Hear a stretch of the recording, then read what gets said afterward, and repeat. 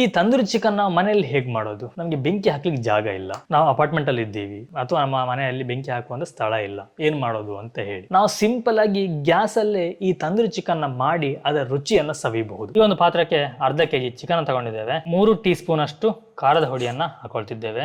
ಗರಂ ಮಸಾಲಾ ಪುಡಿ 3/4 tea spoon, ಕಾಳು ಮೆಣಸಿನ ಹುಡಿ ಅರ್ಧ ಟೀ ಸ್ಪೂನ್, 1/2 ಟೀ ಸ್ಪೂನ್ ಅಷ್ಟು ಜೀರಿಗೆ, 2 ಟೀ ಸ್ಪೂನ್ ಅಷ್ಟು ಶುಂಠಿ ಬೆಳ್ಳುಳ್ಳಿ ಪೇಸ್ಟ್, ರುಚಿಗೆ ಬೇಕಾದಷ್ಟು ಉಪ್ಪು, 3/4 ಕಪ್ ನಷ್ಟು ಮೊಸರನ್ನ ಹಾಕೊಳ್ತಿದ್ದೇವೆ.